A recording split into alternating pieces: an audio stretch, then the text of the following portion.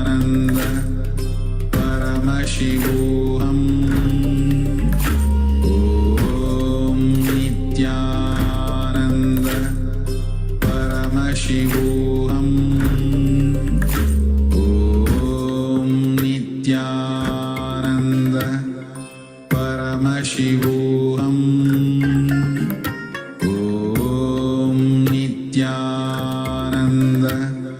Paramashivoham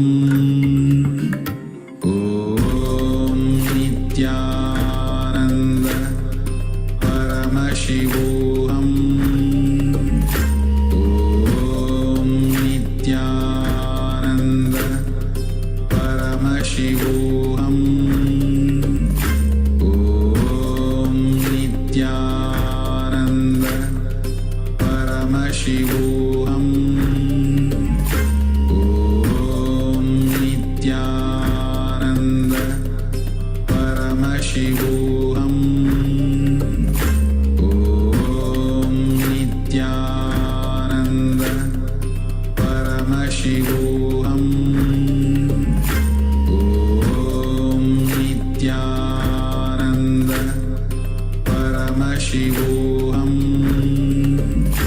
Om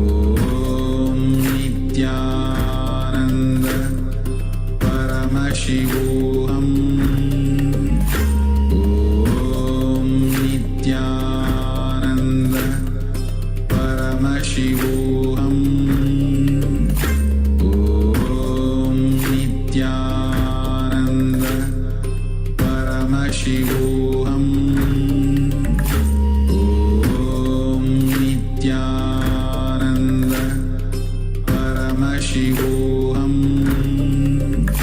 Om Nithyananda Paramashivoham Om Nithyananda Paramashivoham Om Nithyananda Paramashivoham. Yes, now go ahead and post whatever your third eye showed, the objects' names, which are on my right side, right across.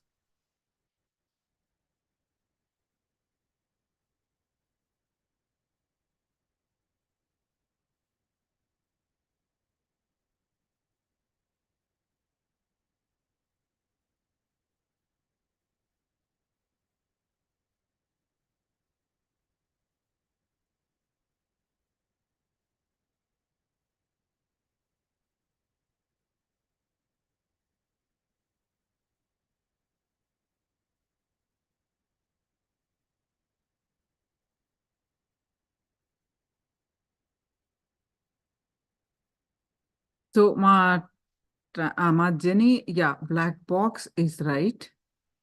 Yeah, pen is right. Is there?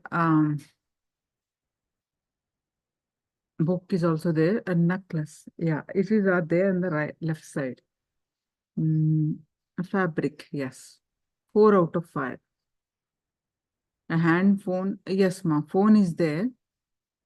But generally, I don't consider that phone as a manifestation, as always phone is there. And then small round table mat.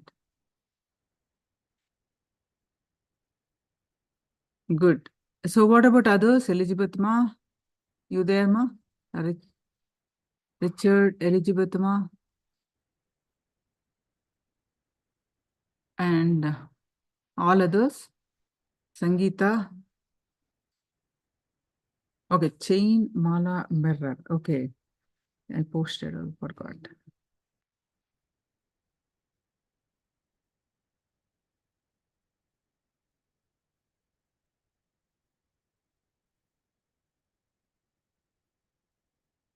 Yeah, 2 out of 5.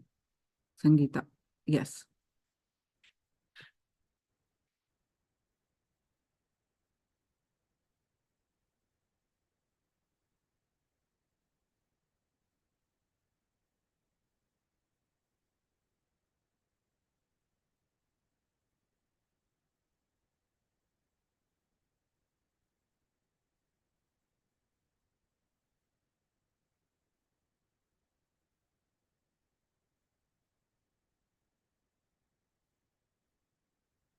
Anyone remembers the 5 methods that Swamiji has shared? What are the 5 methods that Swamiji has shared?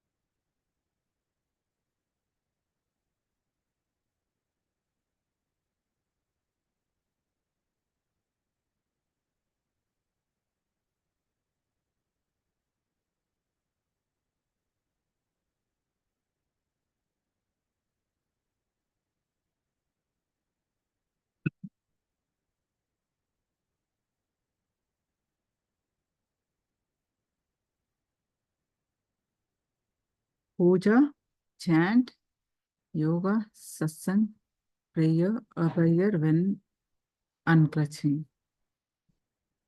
Paramashiva revealed, a prayer, ajapa japa,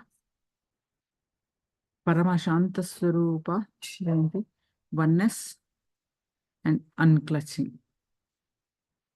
Yeah, correct, Ma Jayanti. Puja, yoga, satsang, unclutching. Yes, ma'am. So others also, you're missing the Paramashanta Swarupa.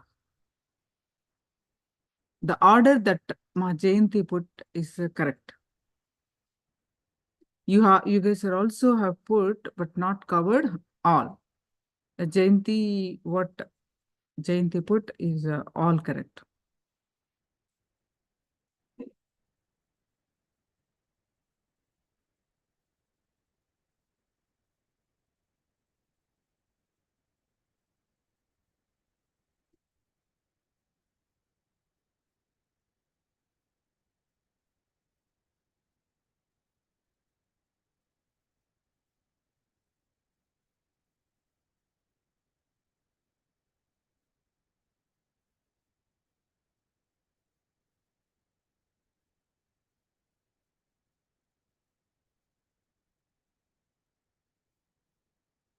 Yes. Now, practicing. We have seen the methods. What is enlightenment? What is living enlightenment? Now, all we need is practice. Practicing living enlightenment. Whatever you know, how many methods you know, unless you put into practice, nothing is going to be useful. How do we practice? Practicing the living enlightenment.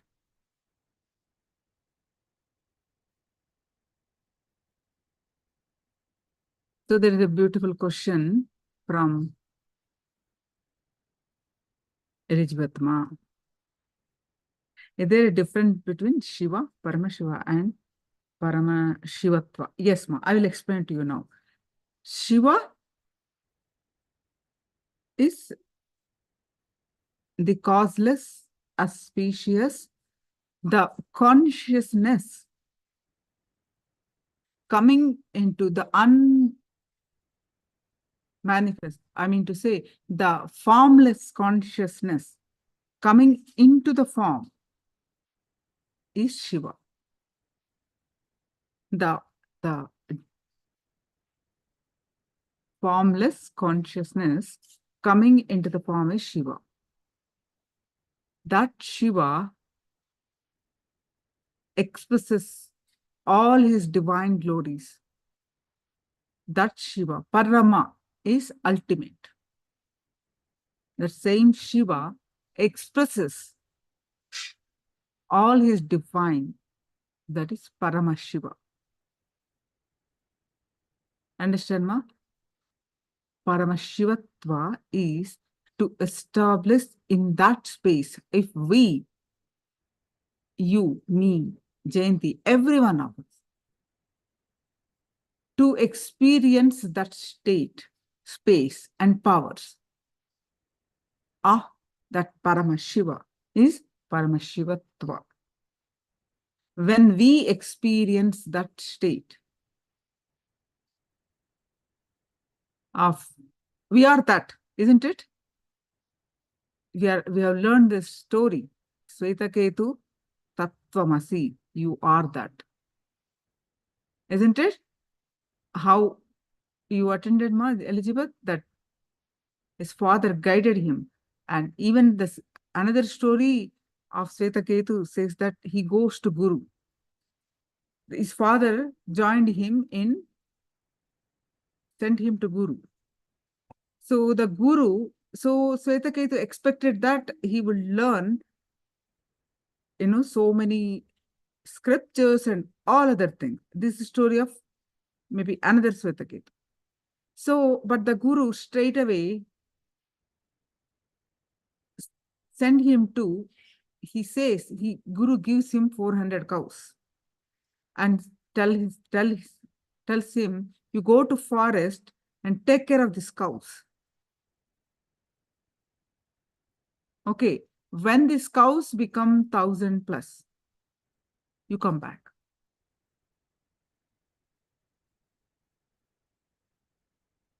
When these cows become 1,000 plus, you come back to ashram again. Okay, so Svetaketu imagined that he would come and, Guru will teach a lot of knowledge and, he would get enlightened with sitting in the Guru's presence. But so Guru guided him, gave him 400 cows and told him to go to forest. But listening to Guru is the ultimate. So Svetaketu took the cows and went to forest. So as per Guru's words, he was just taking care of the cows, nothing else. Like complete dedicatedly, he took care, and the cows were, grown in numbers in few years, and but the Svetaketu's dedication was such that he became a cow. I mean to say, how the cow is so soft, so the natural qualities of the cow. He becomes so imbibed those qualities of the cow, he forgot even that they have crossed 1,000 and he needs to go back to his Guru's place. But the story says one of the cow comes and tells Svetaketu, you have we have 1,001 cows. Now you can go to Guru's place. Who is the 1,001? One is Svetaketu, because he also becomes like a cow like quality. Then he goes to Guru with all the cows. And then Guru blessed him. Say Tattvamasi, Tattvamasi, Tattvamasi. Guru blessed him. Tattvamasi, meaning you are that. Svetaketu, you are that. Meaning you are divine.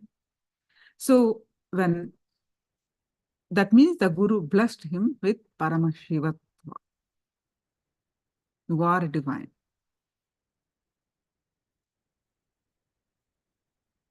So understand ma, Elizabeth ma? Experiencing the state, space, and powers of Paramashiva. Is we are experiencing Paramashivatva. The experiencing the state of Paramashiva is Paramashivatva. We assuming that experiencing, we humans experiencing the divine is Paramashivatva. All right.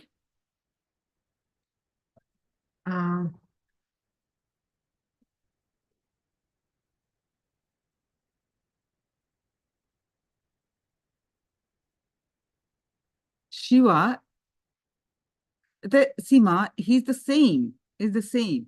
Say, I'm the same person, but I'm not looking the same way when I'm 6 years old, isn't it? I'm not looking the same when I'm 16 years old. I'm not the same when I'm 30-year-old, isn't it? Same way, I am any person, say a woman is wife of someone, we'll say she's wife of so-and-so. And she gives birth, she become a mother. She's a mother of so-and-so. She's the daughter of so-and-so. If she is working in certain, so she's an CEO of so-and-so company. So, but that person is the same, but we are all calling her different based on he's a sister of so-and-so. So based on all leads to same, that person. She may be a mother of someone, she may be a daughter of someone, she's the company CEO of so-and-so company, but she's the same person. Same way, Shiva, just that formless consciousness, the divine coming into the form is Shiva. That form can we call also Paramashiva, radiating all the glory. When we call, hey, you are ultimate, it's like a praising. You're so good. It's the same. Shiva and Paramashiva is same. But Parama is ultimate. Parama is the ultimate.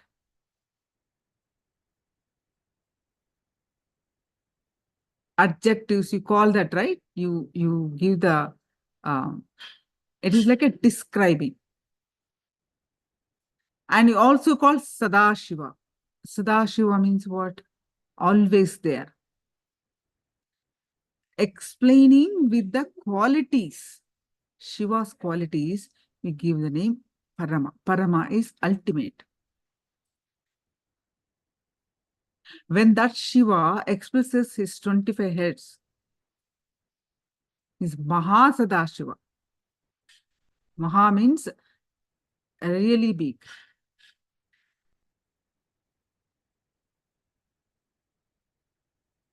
Shiva is formless consciousness coming into form. Yes, correct. Paramashiva is the expression. Paramashiva, not expression, that same Shiva only, the ultimate expression.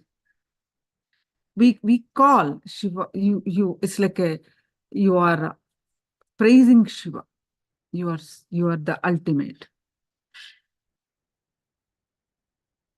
You are this creation, you are this so-and-so, you are the ultimate.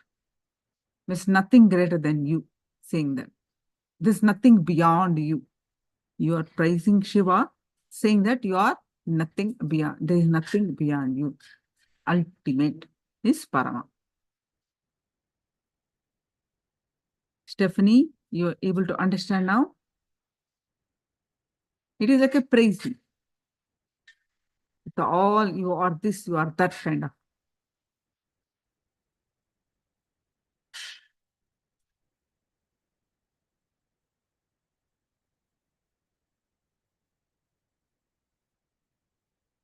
Correct, Maljibat, correct.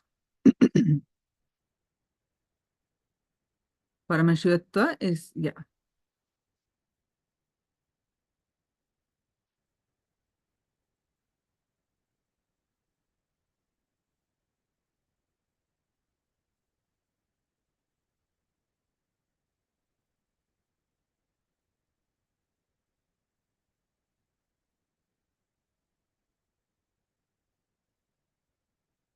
Correct, Maljibat.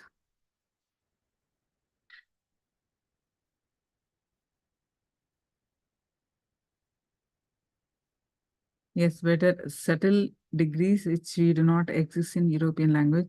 We just have God. Yes. That's what God is only understanding only three operations: creation, maintenance, and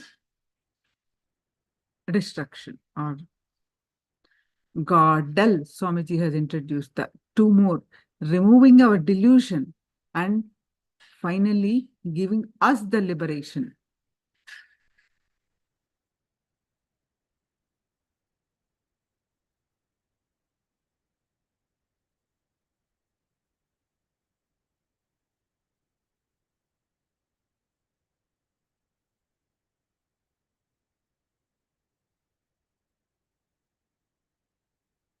Yes, Ma, Elizabeth, perfect. Sometimes Swamiji called Sada Shiva. It's the same Shiva. Sada means always. He's always there. Mahasada Shiva is when he expresses all his 25 heads, when he expresses multiple heads. Maha means great. Maha means great.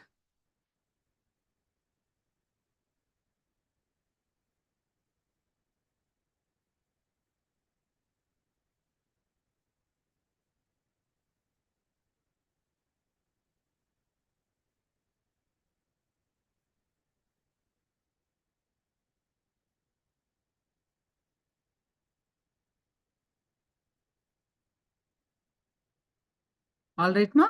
So is there any other questions? Please do let me know.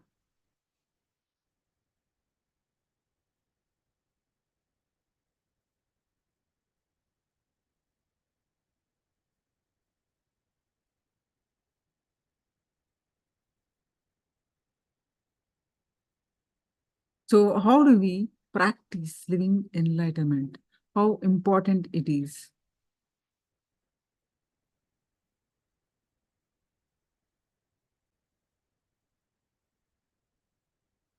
Experience multiple years, yes. You'll be learning this 25 states of consciousness, right, Ma? You'll be learning in the further levels of this 25 states of consciousness. You will understand this word more.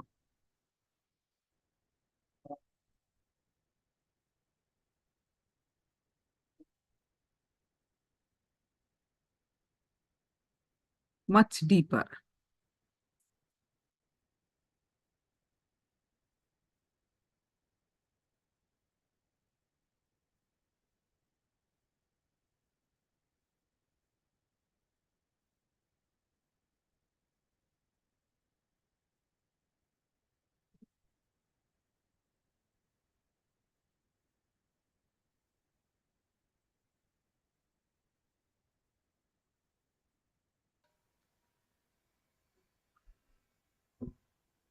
I thank Vijay Foundation for organizing this wonderful program.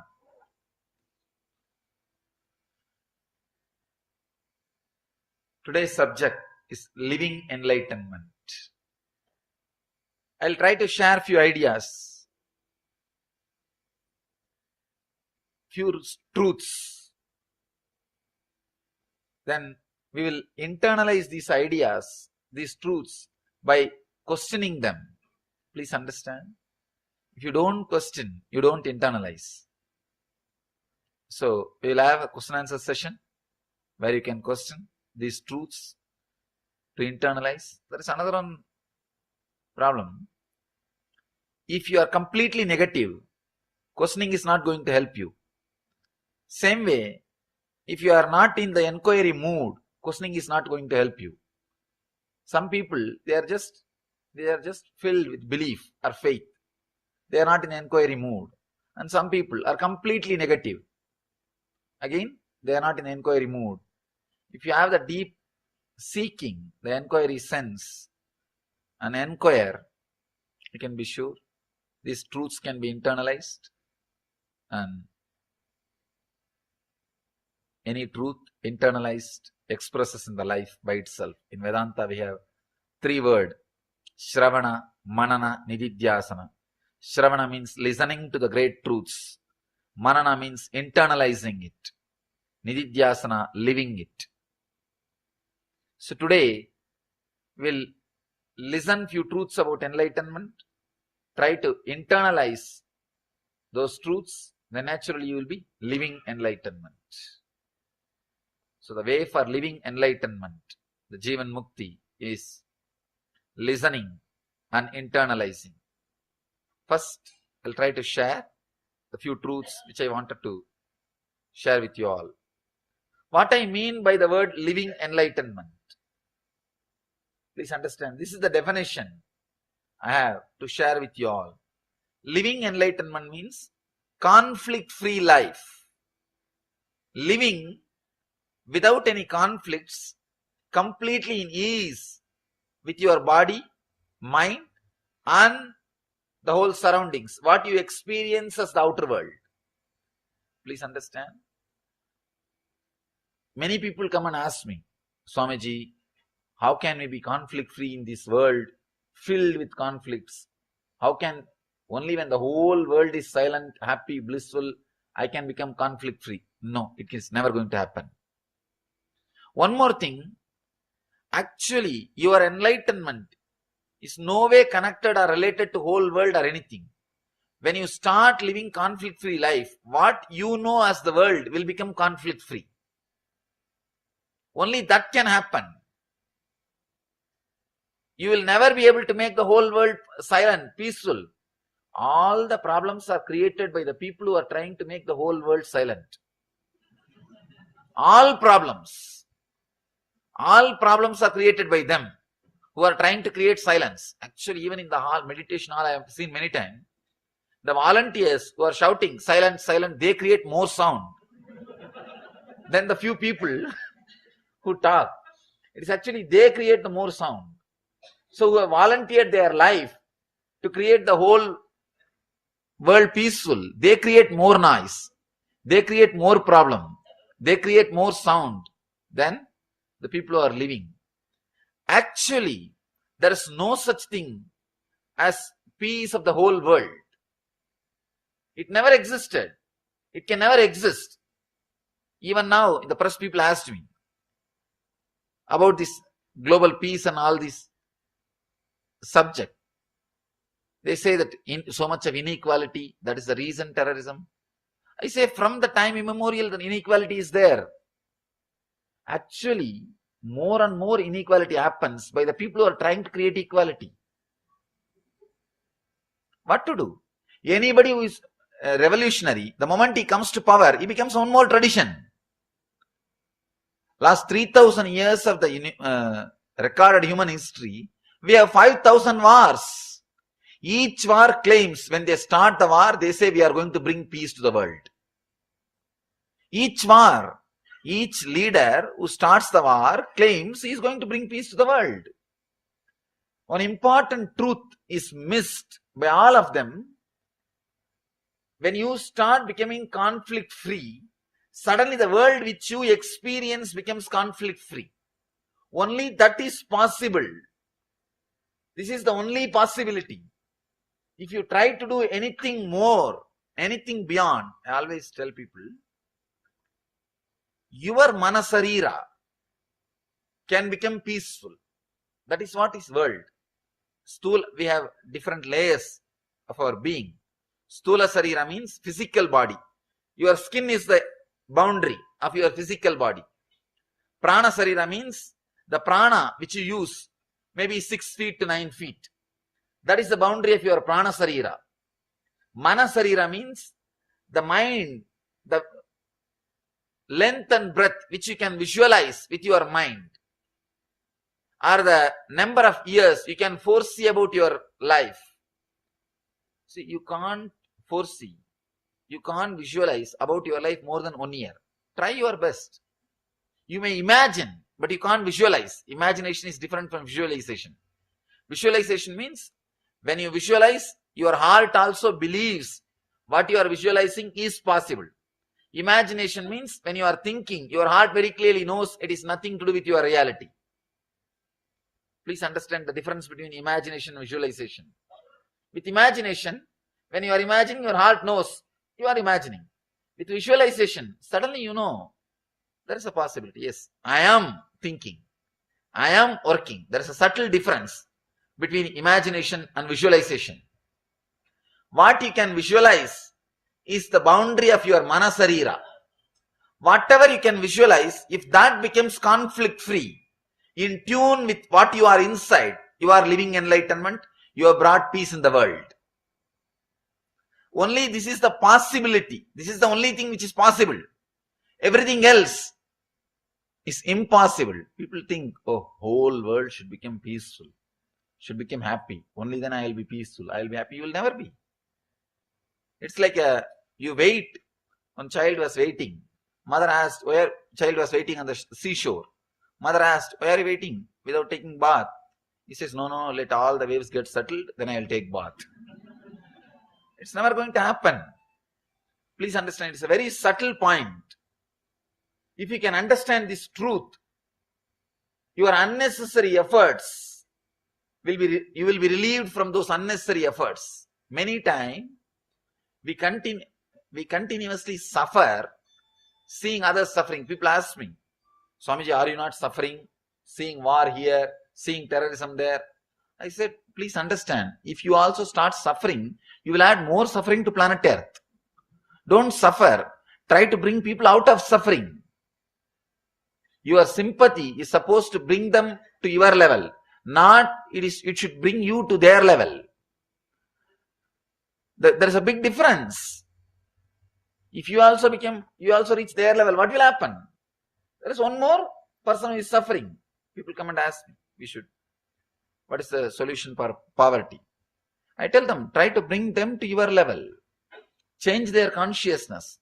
Change their idea about life. Try to bring them to your level. If you start thinking about that continuously and depressed, you will reach their level. Then we have one more poor person, that's all. It's no way going to help. So, what I mean by the word living enlightenment, the first definition, living conflict-free life inside your body, mind, and what you experience as the world. I am not using the word whole world. No. I am using the word what you experience as the world. This is the only possibility. Nothing else is possible. If this is done, you are living enlightenment. Usually, we set impossible goals and try to reach. When we fail, we confirm it is impossible. And once we confirm it is impossible, we stop putting even the little effort which we were doing. And after that, all we do is blame the world, blame the God, blame everybody. Continuously blaming. Our whole life ends in blaming. So fix the proper practical goal. Understand what is possible. And try to work. When you know something is possible and start working towards it, even a small, simple victories you achieve will bring tremendous encouragement, will give you tremendous courage, more confidence. You will start moving deeper and deeper towards the truth. You will start achieving and living what I call enlightenment. Let me define the enlightenment, living conflict-free life. If I have to use more words, I can give you a little detailed definition so that it can become like a practical techniques. See, now what I said, living conflict-free in the body, mind, and what you experience as the world is the truth. That's the truth. Now, I am trying to make that as a science which you can use in your life, applied science, technique. 4 techniques. I call these 4 as the techniques.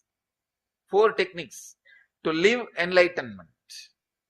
First thing, changing whatever you can change, Shakti, expressing energy to change whatever you can change. Please understand, spirituality is not complete tamasic acceptance. It's laziness. Laziness is not spirituality. Laziness is not spirituality. Many times, That is what has happened to India. See what has happened. The civilization which stands for enlightenment, this whole country's infrastructure is built for enlightenment. This whole country's infrastructure, please understand, all over the country, the whole country is built for enlightenment, Jivan Mukti. But somehow, slowly in course of time, as Krishna says, Yogo Nashta Parantapaha. The yoga is lost.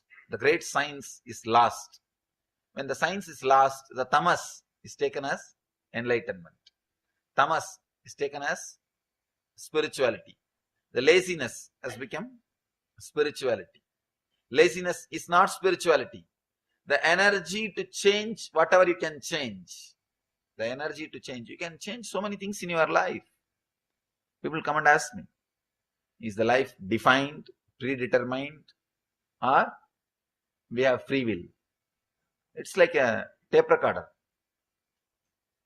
If you don't interfere, it will go on. It will go on, pre-programmed. But you have a will to interfere in many things. You have will to interfere in many things. If you can interfere, there are so many things which you can change just with a simple effort. Not even you need to have a big sankalpa, just simple effort. Many things with which you suffer, simple addictions or mental setup. I'm not even talking about like alcohol or smoking. Those things are different. The simple mental sufferings, the restlessness with which you are continuously suffering, the constant irritation which we are carrying, these all straight away you can change. The constant irritation is almost like our habit. See, you don't need any incident to irritate you. We are just waiting. We are just waiting to jump on people. Anybody, if they just come in our presence, that's enough, they will have their blessing. We are just waiting. They don't need to do anything wrong. If they just appear in front of us, that's enough. We are just boiling from the morning till the moment you rest or relax. We are just bubbling, boiling with irritation. Even that is an addiction. That is an addiction. These simple things you can change straight away. All you need is understanding. You have a big problem. No, 10 times I tried, I failed. I don't think it is possible by me. Please understand, 10 times when you actually try to create peace, as long as that your effort is there, the peace will be there. The restlessness will not be there.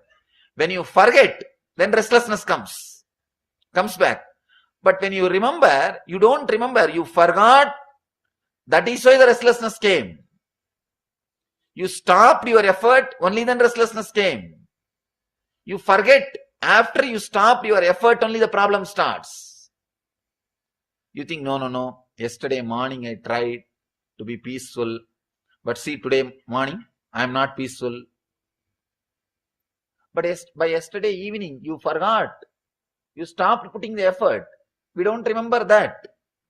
Whenever you put your effort, there is a result. When we stop putting the effort, only then mind goes back. We don't remember that point. That is a very important point. We remember only the points we started putting the effort. We never remember the time we stopped putting the effort. We let the mind go back, or we allowed the mind to become restless. We don't remember those points. You allowed the mind to become restless again. So please understand, this is an important fact, important truth. We don't express the energy to change whatever we can. There are so many things you can change in your life. The other day, one incident happened. One person came to me and said, Swamiji, I surrendered myself to you. You should save me. I said, what do you mean by surrender? And what way you want me to save? Because this is a very technical word. Anybody can use these words and abuse. Anybody can use and abuse. It's very technical. And words can be used in many ways. Words can be used in many ways. We need to be very careful. I asked them, whenever they utter any words, I tell them, please define it. Define it. Because many times your dictionary is different from my dictionary. Even though there is a common dictionary, we don't use it. Each one has their own dictionary. So please define it. Let's define. He says, no. I have a bad habit of going to wrong places. Now I surrendered myself to you. You should help me to stop. I sat with him, spent some time. I told him, this is wrong. Why don't you think of your life? You have become insensitive to love. You have become disrespectful to relationships.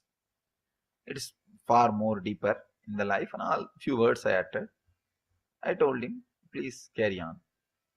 And after a few weeks he came and said, you are not saved me at all. Still I am doing the same thing. I told him, what do you mean? You want me to take your car keys and hide? He told me, no, I have surrendered myself to you, but still I am a same old person. I told him, what do you mean? You want me to take your car keys and hide and tell you not to go anywhere else? You have the independence.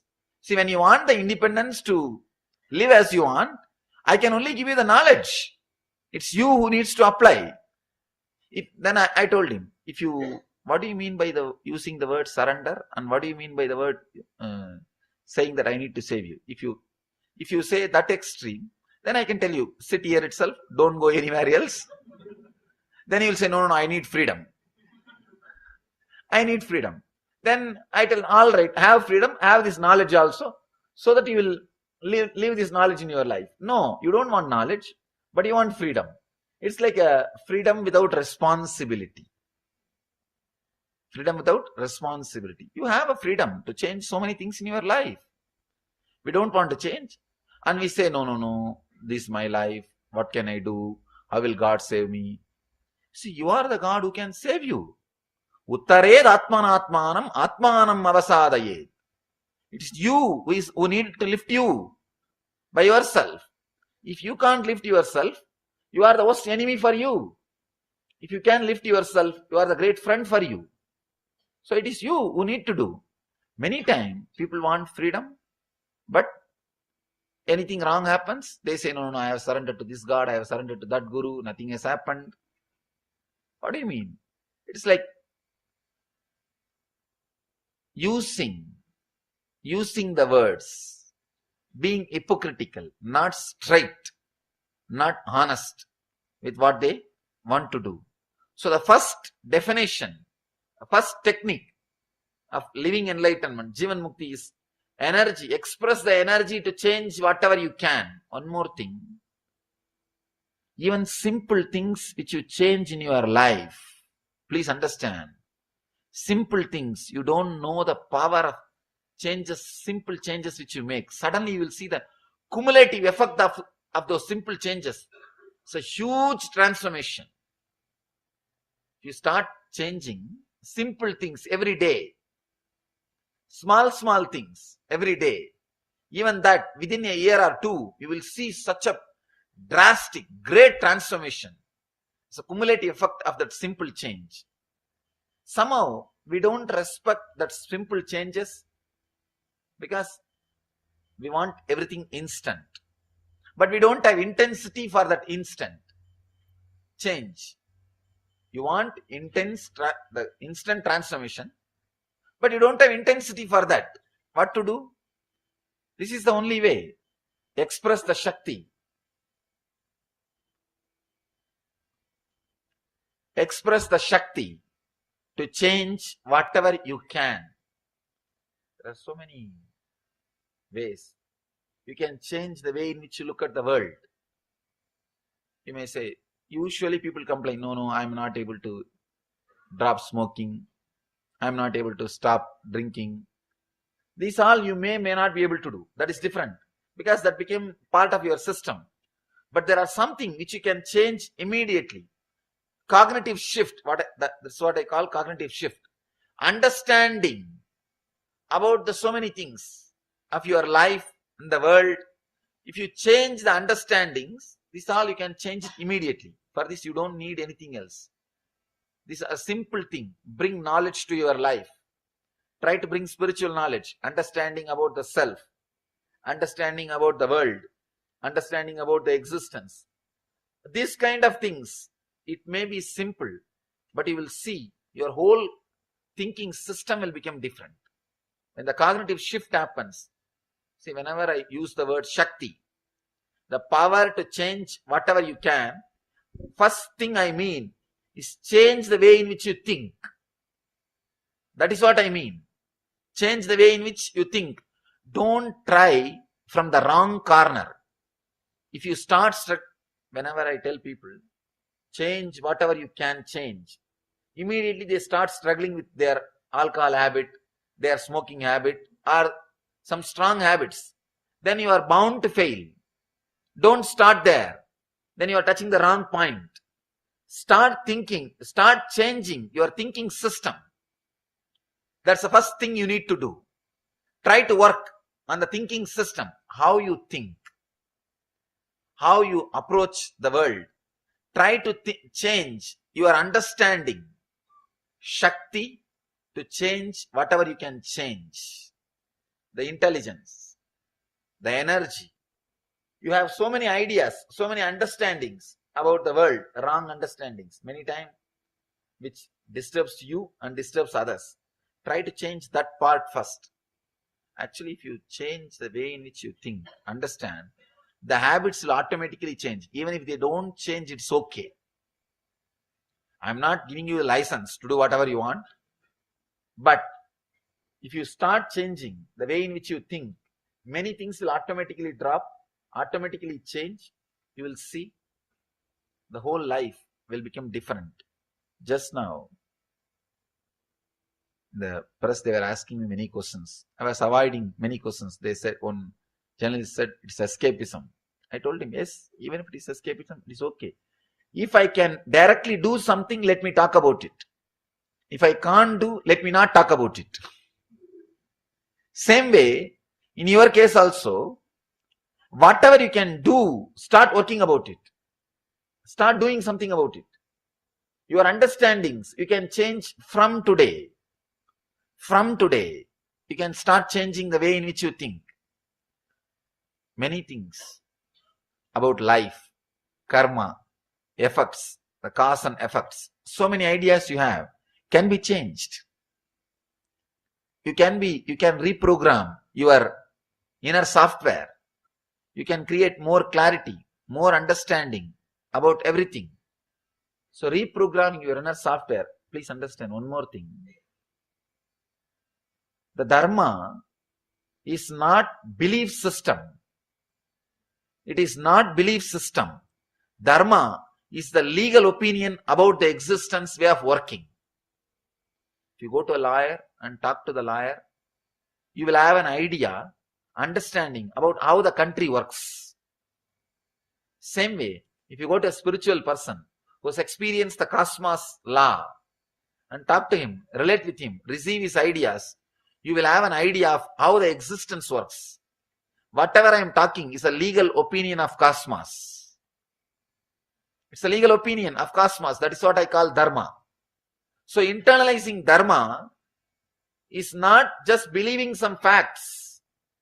People think reading spiritual books means, oh, I start believing in this Swami, I start believing in that book. No. Knowing the facts, how the cosmos works, knowing the facts, how the law of nature works, that is what is Dharma. Being very clear, not believing if I do bad today, tomorrow something bad will come to me. Not believing that. Knowing the signs, how it clearly happens, connecting, feeling, internalizing, clearly understanding it's a fact. We may not be able to understand with our small logic today. Expanding your logic to understand that Dharma is a fact is what I call changing your mental setup, cognitive shift. One important thing you need to know, when you change the mental setup, when you start changing the mental setup, suddenly the non-mechanical parts of your brain will be awakened. See, the mechanical parts of your brain will be active just because you are a human being. The moment you take birth, you start growing, your physical age grows, the mechanical parts of your brain will be active just because of your birth.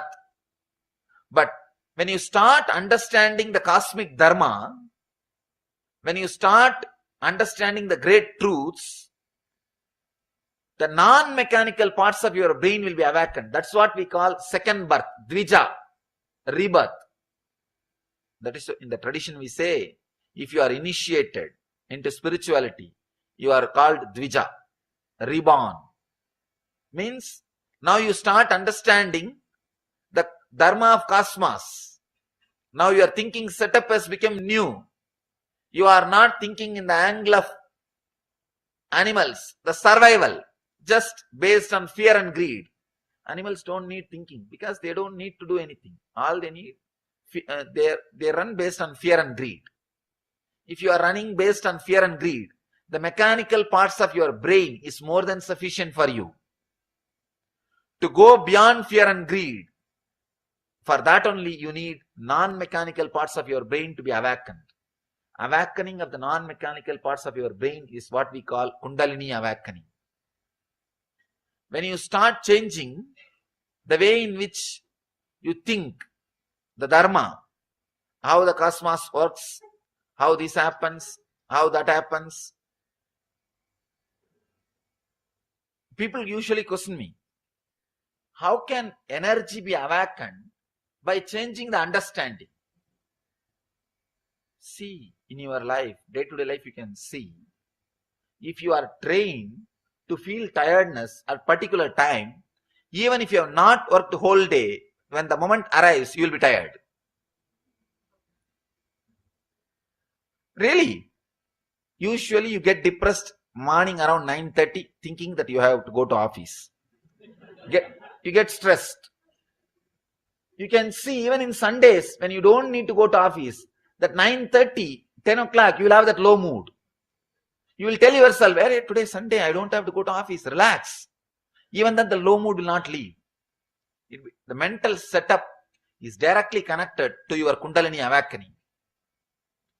So when you use the Shakti, change whatever you can change, you are awakening tremendous energy in you. You are awakening tremendous energy in you. Patanjali says beautifully, even if you fight with one habit, you are awakening, releasing tremendous energy in you. See, habit is energy used unnecessarily or in wrong direction. Unnecessarily, wrong direction. Both is a habit. When you break one habit, even a simple habit like having a cup of coffee early morning, or will not be able to have breakfast unless you see the newspaper. Even this kind of habits, if you break even one single habit, you release tremendous energy in your system. You release tremendous energy in your system. That is why in our tradition, we had the habit of fasting. We had the habit of keeping vigil throughout the night. This kind of habits, this kind of traditions, so that you will try to break and create new energy. New energy. Habit means what? Living in a mechanical way, without attending, without bringing your awareness to this moment. If you live, you are in habit. Anything you do without bringing awareness to it is a habit. Anything you do with awareness is meditation. Your whole life, there is only two parts. One is habit, another one is meditation. If it is done with awareness, it is meditation. Anything, any action, if it is done without awareness, any action is habit. Even driving, you think, no. How can driving and all become habit? You can see in your life many times. You will start from your house. Only when you reach your office and park your car, suddenly you will remember, for last half an hour you have been driving. You have been driving. You have taken at least 200, 300 decisions. Taking right turn, left turn, stopping in a signal, honking. You have taken so many decisions. But only when you reach your office, suddenly you remember. Half an hour I was driving. Please understand, your life has only two parts. One is habit, another one is meditation. If you are not, any part of your life which is not meditation is habit. Any part of your life which is meditation is not a habit. It means now, till this moment, almost all our life is habit. It is a habit. It is going on, going on, going on. Bringing awareness means trying to change whatever you can. Shakti. Express the Shakti to change whatever you can is what I call first technique, first method. Try to change even simple things. If you can, change. Continuously change. This is the first part of enlightenment, living enlightenment, first technique. Second technique, accept whatever can't be changed. Now big question comes. Where is the line? What I can change, what I can't change. Let me define what is acceptance. Then this question will be solved. First I say, change whatever you can change. The Shakti to change whatever you can change. Now I am saying, the Buddhi to accept whatever can't be changed. Death can't be changed. Many things. The life can't be changed. The flow of life. Accepting all those things. Relaxing with all those things. Buddhi to accept whatever can't be changed. See, there are so many things in the life which can't be changed. You know. Accepting all that is what I call intelligence, Buddhi. Now, this big question, how will I know when a situation comes in my life, whether to use my Shakti and change or accept, use my Buddhi and accept? What is the scale? Please understand, I can give you this one scale. A very strong, straightforward truth. This one scale. To measure whether your life is a struggling, whether you are wasting your energy in trying to change which you can't be changed, or whether you are accepting the things can't be changed and living smoothly. Please understand, this one point is a very vital point. It's very experiential. Early morning, when you get up from your waking state and when you get up from your sleeping state and moving to the waking state, your transition between the sushupti, deep sleep state, and waking, jagrat state, your transition, if that is very smooth, please understand, your life is going very smoothly. You are accepting whatever needs to be accepted. You are changing only whatever needs to be changed. You are not struggling. If the transition is very disturbing, please understand, now you need to learn more acceptance. You don't need to express energy. Now all you need is acceptance. Let me define very clearly. Early morning, it's a very deep, subtle, mystical point. I can say it's a very practical point. I don't want to just use some words and give you a lecture and go away. Then when you go out, what will happen? What will be the side effect? You will say, oh, Swamiji spoke well. But what is the use? What is the use? I am trying to share the practical techniques, very practical points. Early morning, when you move from the deep sleep state to the waking state, after coming to the waking state, if you feel alive, two kinds of feeling you will have. Sometime when you come to the waking state, you think, oh God, I could have been sleeping. That was wonderful state. Sometime after waking up, you feel, oh God, that was such a trauma state. It was such a torture. Now I'm okay. Especially after night mass, if you come out, you feel, oh God, it was a worst state. I'm so happy that I'm out of that state. If you feel the deep sleep and the waking state, that in both states you are completely relaxed and settled. Nothing needs to be done just relax. You are in the right zone. You are in the right zone. You are expressing right amount of Shakti, right amount of Buddhi. You are changing what you can and you are accepting what you can't. You are in the right mode. If you feel the waking state is, if you feel more happy and connected in the waking state, if you feel loaded in the deep sleep state, you need Shakti, means you need to change things now. You are lacking in that area. Please understand.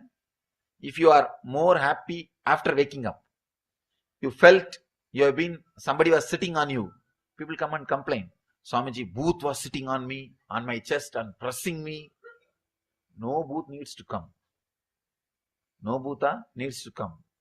Actually, we are more powerful than any Bhuta. No Bhuta needs to come.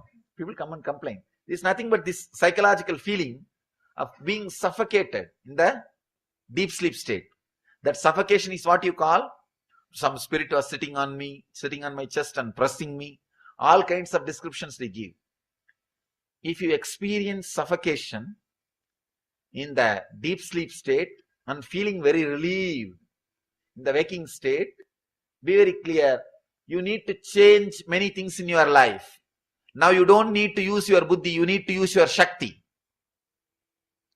If you are feeling more settled in the deep sleep state, the moment you come to the waking state, if you feel stressed, if you feel disturbed, if your pressure goes up, in the West they say 90% of the heart attacks happen only in the morning hours. They say Monday morning blow-ups. Especially Monday morning, the office stress. If you have that stress, the moment you enter the waking state, you are filled with the suffocation and stress. Then, now you need to use your buddhi. You don't need to change things. It is time you start relaxing. Whether you need to work or you need to relax, this is the definition. This is the scale. If you are more ease and settled in the deep sleep state or in the waking state, find out. You can find out every day morning, the moment you wake up, how you feel, you can find out. It's a very practical sutra to find out whether you need to use more Shakti or more Buddhi, because the whole spirituality, any seeker will have conflict between these two ideas. Many people come and ask me, Swamiji, this is my situation. You want me to accept that this is God's will, or you want me to fight it out? Come on, tell me. Many people ask me, please understand, I can only give you the technique. You can find out the solution. See, in the waking state, if you are more stressed, you need buddhi. Means you are fighting too much, relax. Start using the buddhi. Start accepting things as they are. Stop fighting. If you are stressed, more in the unconscious zone, if you are feeling suffocated in the deep sleep zone, the deep sleep state, you don't need acceptance. You need fighting spirit. Come out. Start changing things. Start changing things. Every stress, every situation, early morning you can analyze with this one point. With this one point. Now I can tell you, if you use this technique, any problem, you can take a decision whether to fight or accept within 24 hours. Because every day morning you can scan. You can scan and see. And one more thing, I am responsible for what I am talking. I have worked with this technique very clearly. Not only on myself, with thousands of my disciples. It works. It works. Whether to fight or to accept, this is the method. Early morning, sleep with that problem that night. Early morning when you wake up, feel it was the sleep was suffocating or waking up is stressful. Find out. If sleep was suffocating, it is time you use the Shakti, fight. If waking up after the waking state, if that was stressful, it is time, relax. Use the buddhi.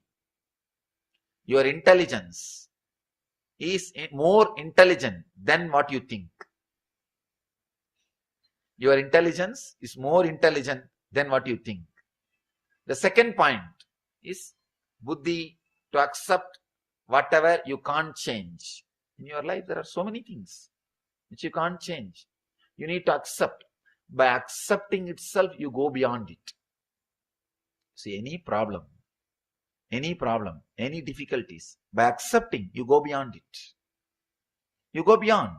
So many things, by acceptance, you go beyond. Even the people who come to fight with you, when you accept them, suddenly they lose the spirit of fighting with you. They think, what is the use of fighting with this fellow? Chi. Be too good so that you can't be disrespected. You can't be ignored. Please understand, this is the important sutra. Be too good. You can't be ignored. You can't be disrespected. We don't have that much patience. That is where problem starts. We don't have that much of patience to be too good. Then we go on blaming. No, good people are suffering. Relax. Cosmos is not sadistic. Cosmos still runs as per dharma. There is no Kali Yuga. Kali Yuga is nothing but your brain. Kali Yuga is nothing but your ego. Kali Yuga is nothing but your impatience to look into the truth. People come and complain me. No, Swamiji, in Kali Yuga all good people are suffering. Bad people are living happily. No. Whoever suffers doesn't mean he's a good guy. And it's our ego. See, we are suffering in the outer world. But it is too much to say we are bad people. That is why we are suffering. It is too much. So we can't bear that. It's too much of guilt. So what to do? Then start blaming the whole world, whole structure. Let us blame the whole structure. No. God punishes all good people and all bad people are enjoying the life. No. Please understand. Cosmos is fulfilling itself through you. You are a miracle. You are not an accident. Constantly we think we are an accident. Cosmos is torturing us. No. Cosmos is not sadist. God is not punishing you. People come and tell me, no, Swamiji, you don't know, God is punishing me. Please understand, God has not come to that level to punish you. And you are not raised to that level to be punished by God. You are also not that great to be punished by God. God has also not come down to that level to punish you. We go on abuse the dharma. No, you don't know, it is Kali Yuga. Dharma will not be prevalent. This history says, that Purana says, that Bhagavata says, that Sutra says, it is Kali Yuga. Life will be like this only. No. Be very clear. There is no such thing as Kali Yuga.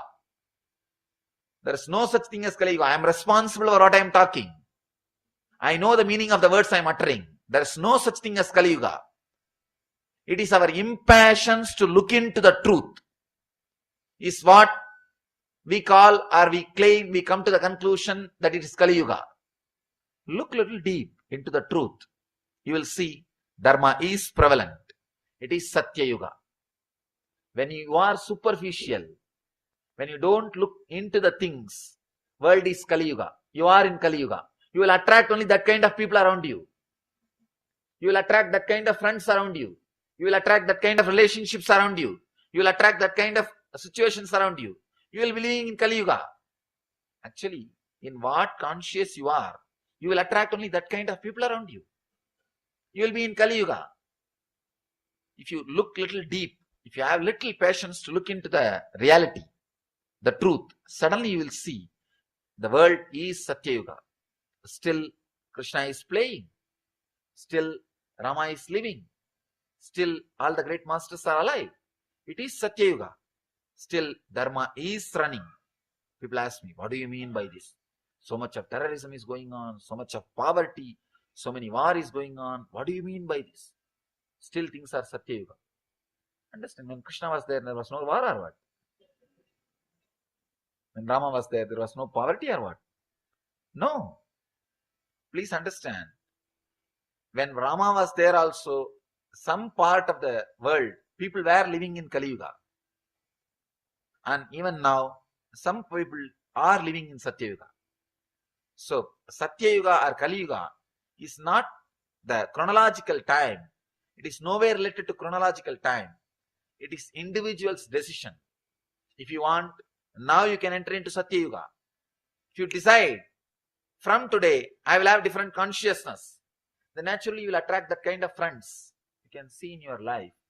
If you are continuously having self-pity, you will attract the relationship friends who will torture you. You will see. You will continuously attract people who will abuse you because you feel very comfortable with them. After 3 days, you forget that they abused you. You can again relate with them.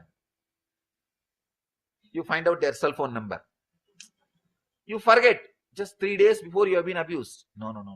It's okay. But he is a good guy. In the heart, he is very good guy. I don't know what do they mean by this word. In the heart, he is very good. Even though he abused me, in the heart, he is very good. They have their own technical terms to justify what is going on. You attract abusive relationships, abusing people, everything around you, if you are in that mood, if you are in that consciousness. So please be very clear. The moment you start clearly understanding, the whole world is going as per Dharma. It is Satya Yuga. Suddenly, you will attract the people who are living in Satya Yuga. You will create that kind of friendship around you. You will create that kind of circle around you. Suddenly you see you are in Satya Yuga. To enter into Satya Yuga, all you need to do is, you don't need to create Satya Yuga. Just tune yourself to Satya Yuga. That's all. The 6 feet, whatever is inside your skin, make that as Satya Yuga. Suddenly you will see whatever is outside your skin also will become Satya Yuga. Nothing else need to be done. You don't need to make the whole world. You don't need to create stages in every city and go and talk about Satya Yuga. Let the whole world become should become Satya Yuga. Then only then I will enter into Satya Yuga. No. Just change your inner space into Satya Yuga. Suddenly you will see, you will attract that kind of friends. Suddenly that kind of books will reach you. That kind of DVDs will reach you. That kind of websites will reach you. That kind of newspaper will reach you. That kind of things will reach you. All other things will become, you will lose interest. Suddenly you lose interest in all other things. In my whole life, I never went to cinema theater even once. People ask me, I studied in college. I studied diploma. People ask me, even in college, how did you manage, Swamiji? I said, somehow, I never felt that was part of my life. I'm not an old person who lived 60 years ago, long before. I'm just 31. This generation. But that was never part of my life. People ask me, it is impossible. Without being influenced by cinema and TV, how can somebody be alive? I said, somehow, this is the way I am. They say, no, you are extraordinary, you are enlightened. Enlightenment happened few years before. But even before, somehow it was never part of my life. And even now, I can't sit in front of anything more than few minutes. Suddenly I feel completely disconnected. I don't feel it's a part of my life. I don't feel it's part of even my understanding. So please understand, if you enter into Satya Yuga, if you understand everything goes as per Dharma, the cosmos is not a sadist. Suddenly you see, you attract right people around you, you attract right things around you, the whole thing around you changes. It's a strong, straight, simple, honest, experiential truth. I am not saying change your inner space today. After 12 years, your surroundings will become all right. No. All I am saying, change now, you will see the result from now. I am not proposing any theories to you. I am witness to what I am talking. See, there are different kinds of people. There will be always critics. sitting and criticizing anything. No. What this Swami talks, it's all flowery words, fairy tales. I have experienced all, I have read about all these things long before. I have heard enough of all these things. These are all not truths. You have read, you have heard. Have you practiced? No. You come to conclusion by listening to some stories, some tales. No. These are all not true. And moreover, we have, see, always there will be one group of people. Anything you say, they will be against. There is a beautiful story. Not beautiful, ugly story. In one village, there was a guy who was, the whole village abuses him as a fool. One enlightened master was crossing that village. This guy went to that master and said, whole village is constantly blaming me. I am a fool. Nobody respects me. Even a small kids throw stones at me, and they say I am a fool. Please make me intelligent. Give me buddhi. The master said, nothing needs to be done. I'll give you one simple technique. Practice this technique for 1 week. You will become intelligent. You will be respected by the whole village. That guy said, in 1 week, whole village will respect me. Come on, tell me. Even if I had to stand on head, I will stand. I'll do it. He said, no. You don't need to stand on head and down. Don't bother about that. That is not that difficult. Do only one thing. Continuously criticize anything you see. Anything you see, criticize. Nothing else needs to be done. If somebody says, what a beautiful moon, say, what is there? There are so many black patches inside. What kind of beauty it is? Criticize. If somebody says, beautiful rose, what is there? So many thorns are there. What kind of beauty it is? Go on, criticize. Continuously abuse. Nothing else needs to be done. There are people who gain name just by abusing. They can't create even one simple thing, but they can destroy anything. Go on criticizing, constantly criticizing. Many times, our devotees bring and tell me the newses. Swamiji, this guy has criticized you. That guy has criticized you. What to do? Please do something. He should be punished. I tell them, that state of consciousness which is residing, that is the best punishment. He doesn't need a separate hell. Understand? He doesn't need separate hell. He doesn't need separate punishment. He is already in hell. He is already in hell. Because constantly if you are criticizing others, please understand, you are not that intelligent to have two minds. One mind to measure others, one mind to live with yourself. If you are constantly abusing others, you are living with the same mind. So you will be constantly abusing yourself unconsciously. You will be constantly criticizing yourself. Anybody who is criticizing others continuously will be continuously torturing themselves. It's a basic law. We think, no, I'll criticize others. When it comes to me, I'll change my mental setup. I'll think in a different way. I'll accept what I do. I'll do the same thing. But when others do, I'll criticize. You are not that intelligent. Please understand. We think, no. When others do the mistake, I'll criticize. I'll do the same mistake, but I will not disturb myself. I will not criticize myself. No. See your life. Constantly, if you are criticizing others' habits, if you want or not, you will carry that same mental setup, and constantly you will be judging yourself and suffer with a guilt and inferiority complex. Anybody who accepts himself will accept everybody. Anybody who is judging and criticizing others will continuously suffer within himself. So whenever people bring me this kind of news, he has criticized you, he has disrespected you, he should be punished. Tell something, Swamiji. I tell them, no, relax. We don't need to punish him. He is in the state of consciousness. Already he is suffering. He has enough punishment. He is having enough punishment. Please understand. You don't do negative things and reach hell. You do negative things because you are already in hell. You are already in hell. And this guy who got the instruction from this master, he goes on abusing.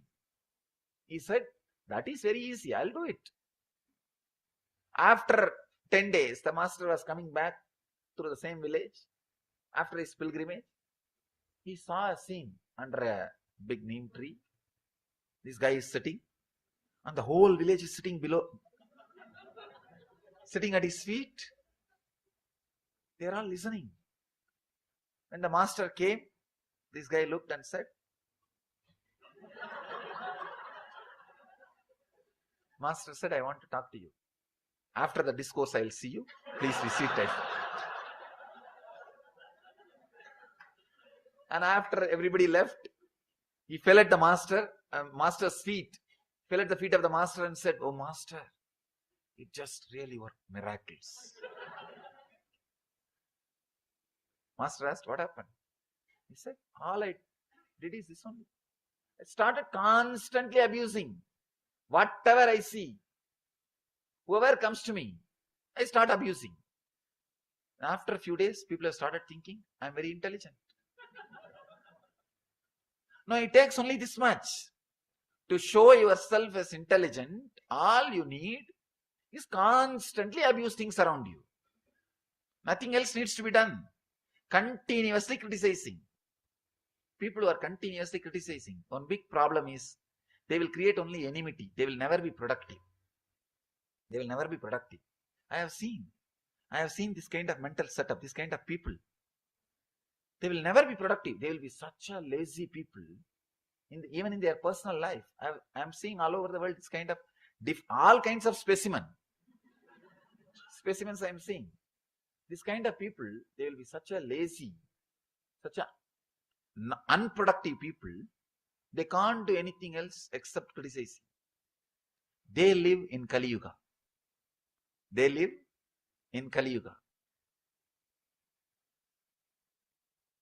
That's the worst state to be in. If you understand, still Dharma is alive. Still Dharma is prevalent. Still, that is the way the cosmos is functioning. Cosmos has not changed the way because the time has passed. No. When you understand that, suddenly you will see your inner space will become Satya Yuga. You will start attracting friends, things, everything of the same energy, same consciousness, same Satya Yuga space. The third technique, understand? First technique is Shakti to change whatever you can. Second is Buddhi to accept whatever you can't. Third, it's important thing, Yukti. Yukti means clarity. Clarity. How much you change or accept, this whole thing is a one more dream. Understand? The ultimate step in Vedanta, or I can say ultimate truth in a simple words, whether you accept or change, how much you accept or how much you change, the whole thing is a changing dream. There is no scale. The whole thing is changing dream. Now I am putting the whole thing in one word. You don't need to struggle at all. This is I can say, ultimate truth. What we call Zen or Advaita. The ultimate truth. However you change, the whole thing is a constant changing dream. If you understand this truth, how much you change, the whole thing is constantly changing dream. Suddenly you will see you are unclutched. You have a tremendous relaxation inside you. People ask me, if everything is changing dream, then I can do whatever I want. Please understand. If you internalize the truth, everything is a changing dream. You will not be able to do whatever you want. You will do whatever cosmos wants you.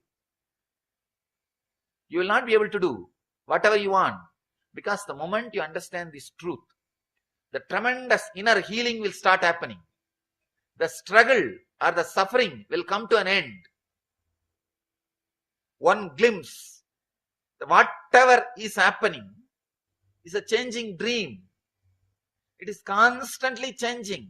Your ideas are changing. Your ideas about changing is changing. Your ideas about transformation is changing. Your ideas about problem is changing. The whole thing changes. For example, sometimes people come and ask me, Swamiji, 12 years before I started my spiritual practice, I thought all my struggles will end. But after 12 years, still I have struggles. Understand? You may have struggles, but not same struggles. The transformation in struggles means transformation in you has happened. 12 years before, you might have been fighting with something else. After 12 years, you might be fighting with something else. When your opponent has changed, be very clear, you have changed. Your opponent cannot change without you changing. It means transformation has happened. Now your fight is happening in different level. In different level. Means the whole thing is changing. 12 years before, what was your desire?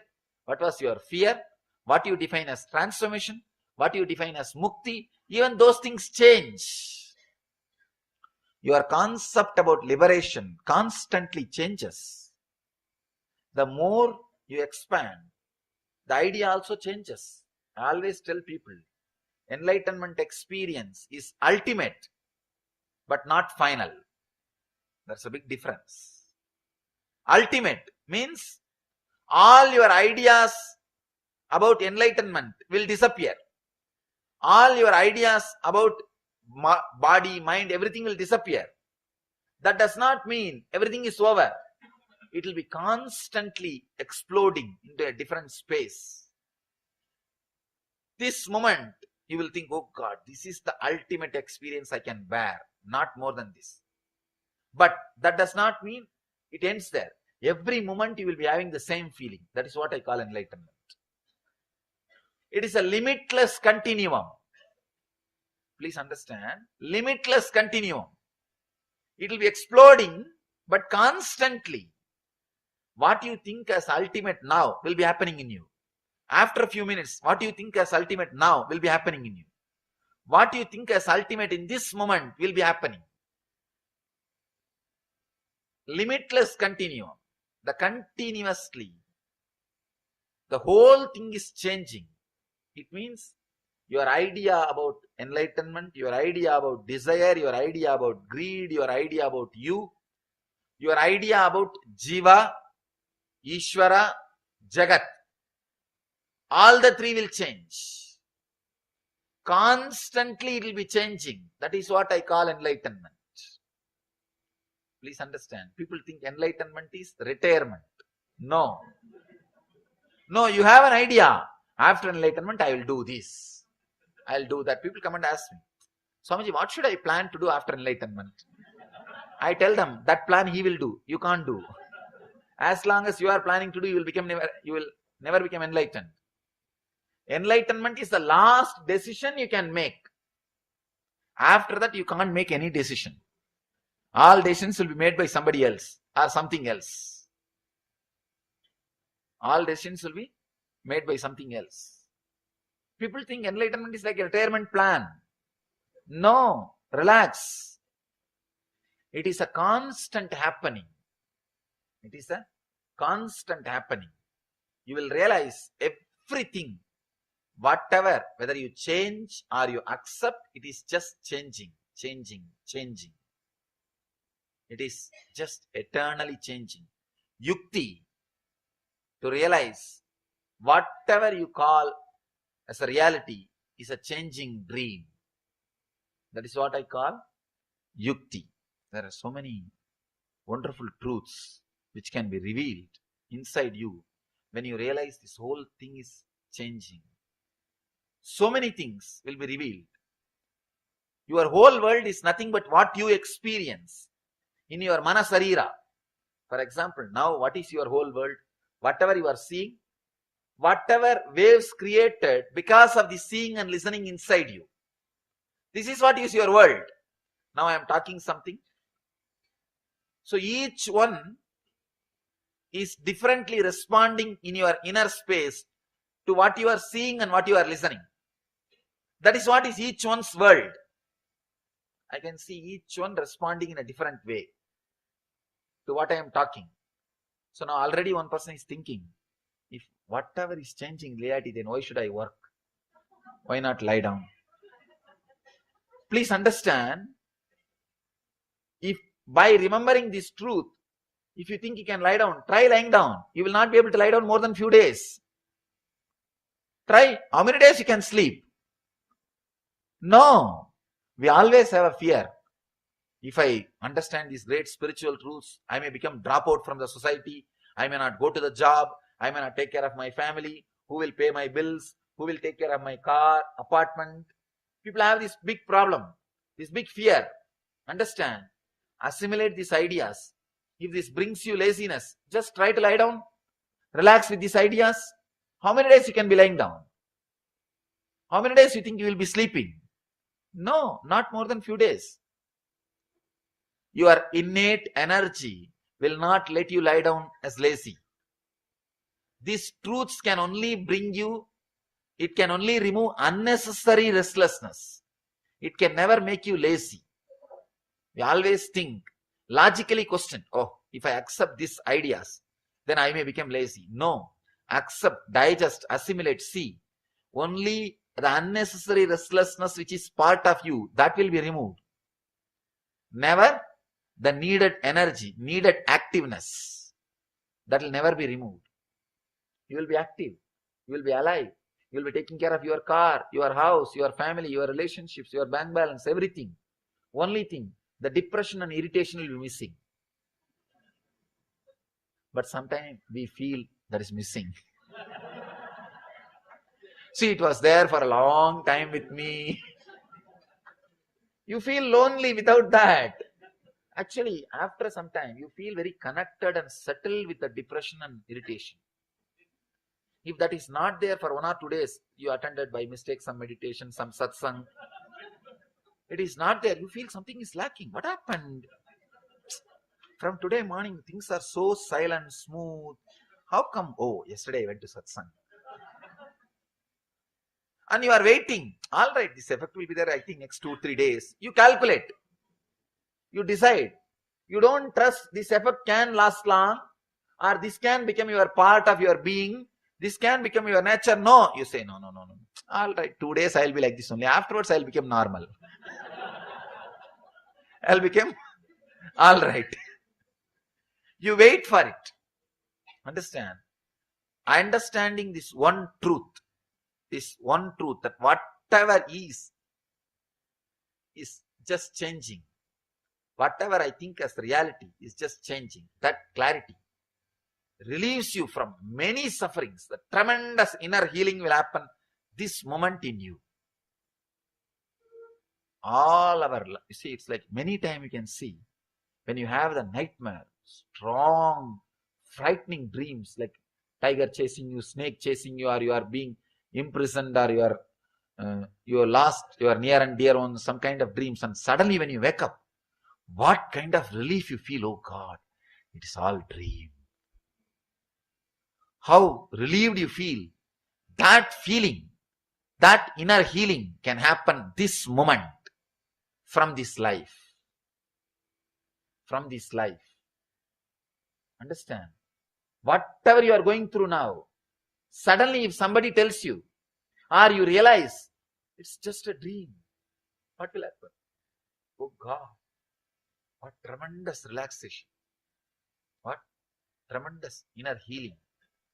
Understand? You don't need somebody even to tell you. You yourself can remember. You yourself can recollect. You yourself can raise you to that understanding, that yukti, that whatever is happening around me is one more dream. Whatever I think as reality is one more dream.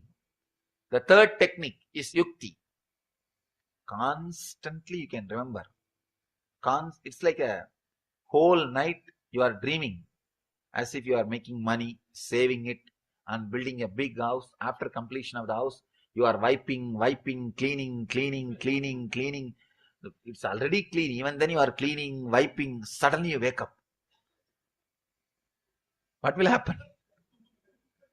That's the same thing you are doing.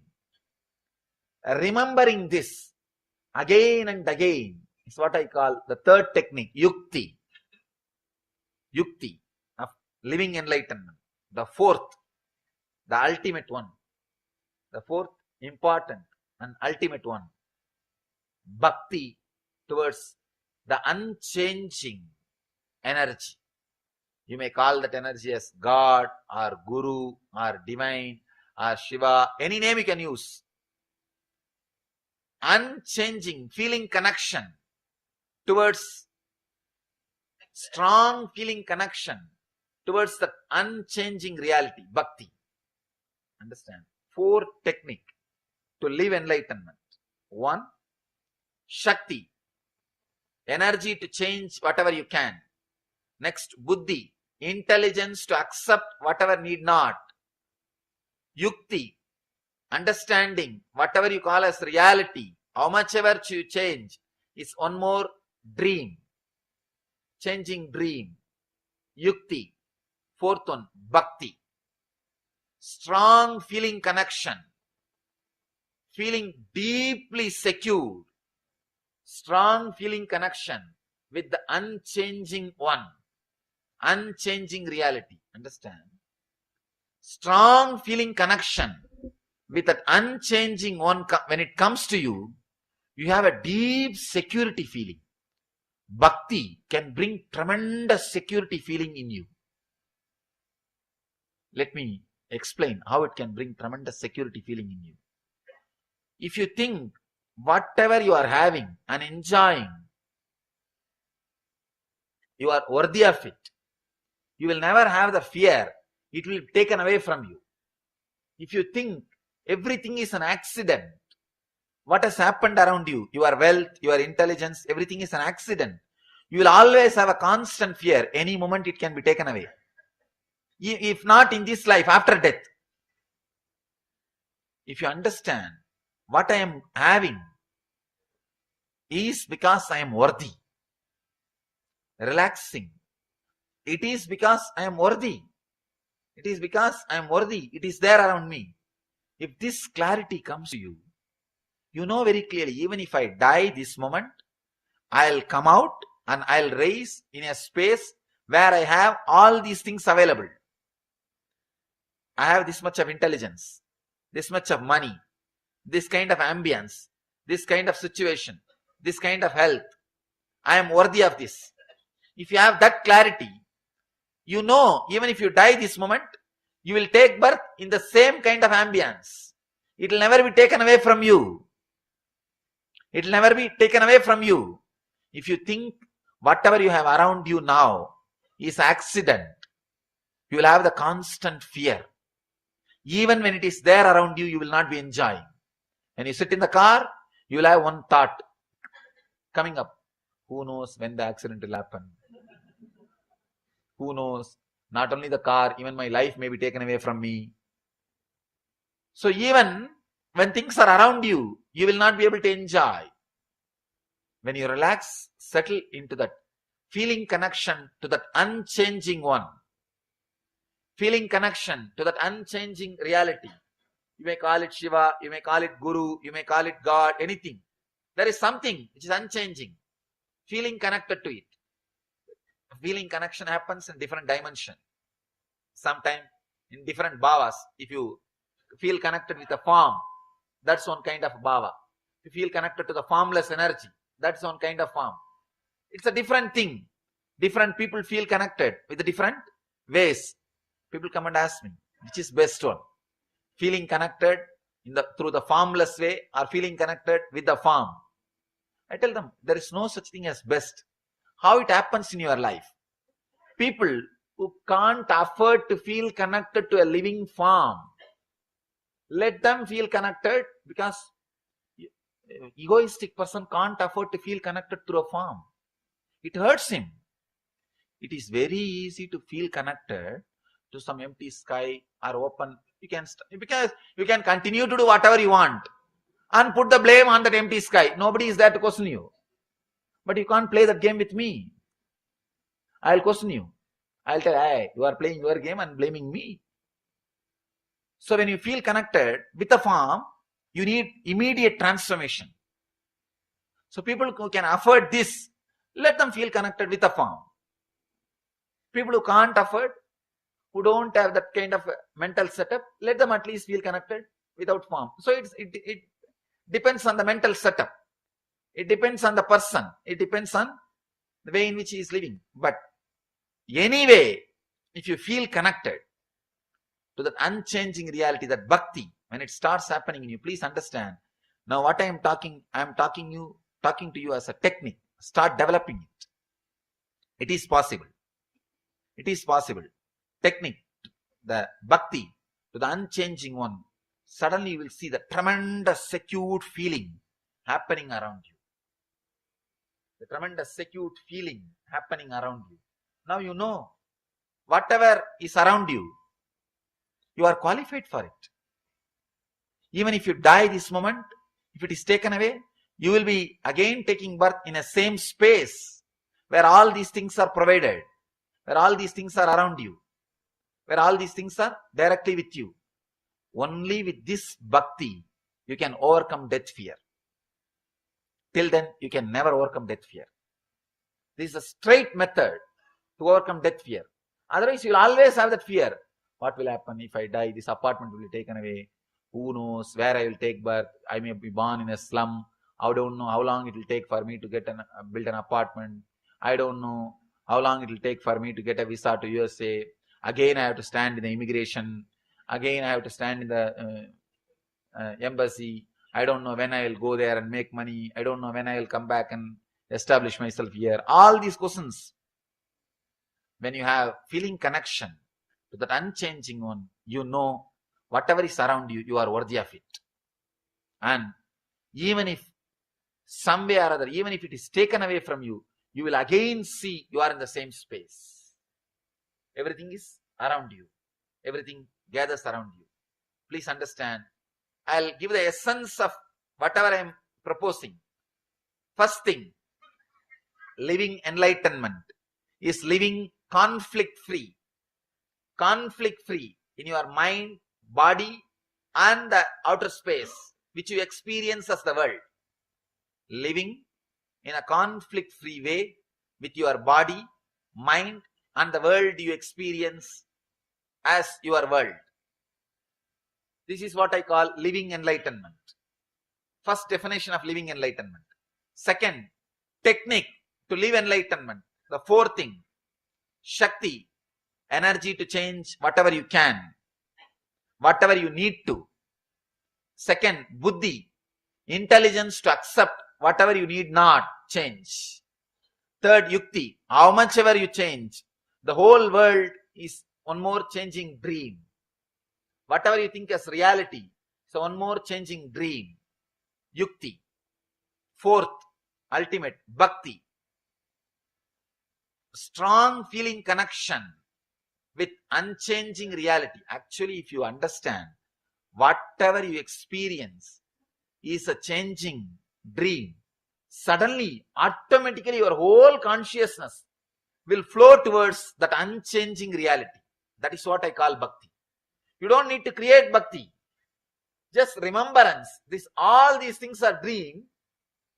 Your whole consciousness will start flowing towards something which does not change. That's what I call Bhakti. When you live all these three, you are living Jivan Mukti. You are living enlightenment. So please understand, this is the essence of living enlightenment. Develop all these four, even if it is simple beginning. It's nothing wrong. Start. All the great achievements are done with a simple beginning only. Whether it is 5,000 mile journey or 10,000 mile journey, it starts with one step. Just yesterday we completed a Padayatra from Kanyakumari to Bangalore, our Nithyananda Dhyanapadam Bididi, 1,000 kilometer Padayatra. 1,000 kilometer Yatra, but it started with one step only. So, your Jivan Mukti, maybe how many kilometers I don't know, but it has to start with the first step. So I bless you all, let you all achieve and live, radiate living enlightenment. Let you all be Jivan Muktas. Let you all live enlightenment. Let you all achieve and radiate the eternal bliss, Nithyananda. Thank you.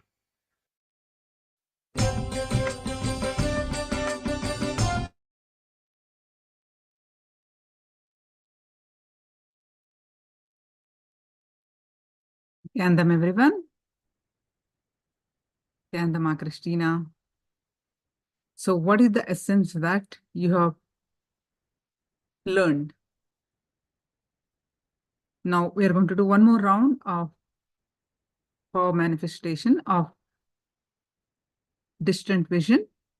So before that, can you all please post what did you learn? What are your cognitions? Can you internalize about practicing the living enlightenment?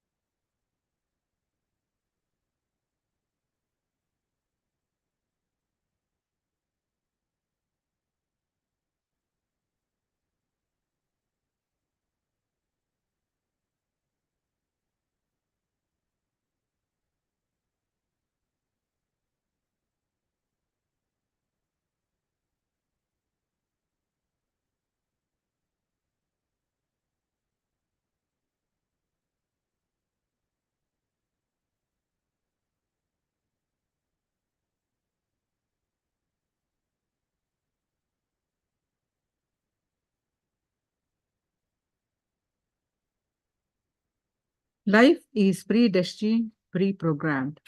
I can reprogram it with my will and change my mental setup, Shakti, Buddhi, Bhakti, and Yukti.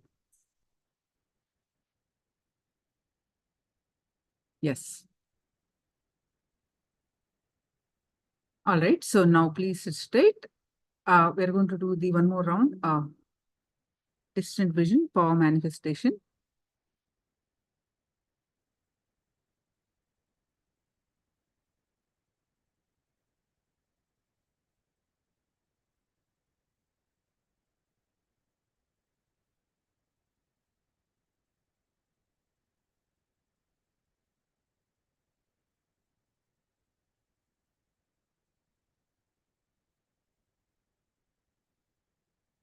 Now, this time I'm going to keep more objects on my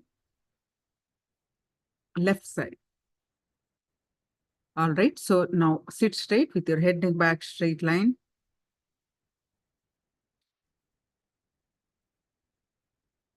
Bring your awareness to your third eye.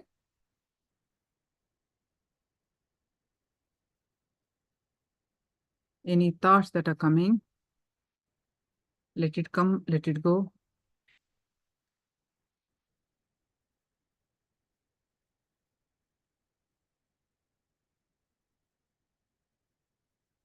Fill your inner space with Swamiji's form.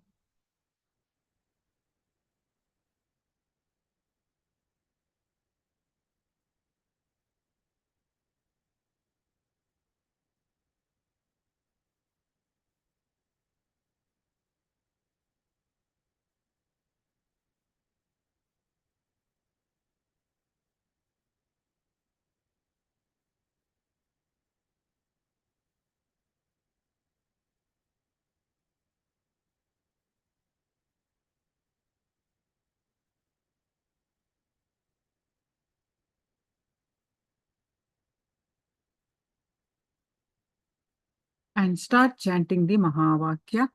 Om Nithyananda Paramashivoham. Start chanting the Mahavakya and experience the space of oneness.